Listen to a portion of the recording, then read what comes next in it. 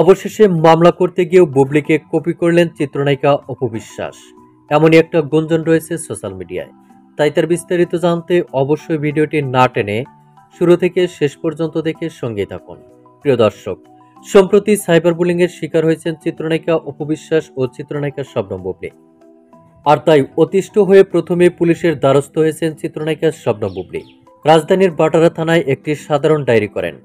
সাধারণ ডায়েরিতে বুবলি উল্লেখ করেন, বেশ কিছুদিন যাবৎ কিছু ব্যক্তি অনলাইন পোর্টাল ও টিভি চ্যানেল, তাদের নিজস্ব ফেসবুক ও ইউটিউব চ্যানেলে আমার নামে বিভিন্ন অরুচিকর, মিথ্যা ও বানোয়াট সংবাদ প্রচার করছে। এমন অবস্থায় বিষয়টি আমি সাধারণ ডায়েরিভুক্ত করে রাখা একান্ত প্রয়োজন বলে মনে করেছি। শুধু তাই নয়, সেগুলোর নামও তিনি উল্লেখ করেছেন। এরপর বুবলির পরই চিত্রনায়িকা অপু বিশ্বাসও পুলিশের দ্বারস্থ হয়েছেন এবং একটি সাধারণ ডায়েরি করেছেন। সাধারণ ডায়েরিতে অপু বিশ্বাস উল্লেখ করেছেন, বেশ কিছুদিন যাবৎ 34 ব্যক্তি ও ব্লগার তাদের নিজস্ব ফেসবুক ও ইউটিউব চ্যানেলে আমার নামে বিভিন্ন অরুচিকর, মিথ্যা ও বানোয়াট তথ্য প্রচার করছে।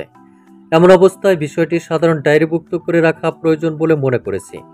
চিত্রনায়িকা অপু বিশ্বাসের অভিযোগের কারণ চিত্রনায়িকা শবনম বুবলির অভিযোগের কারণের সঙ্গে মিলে গেছে।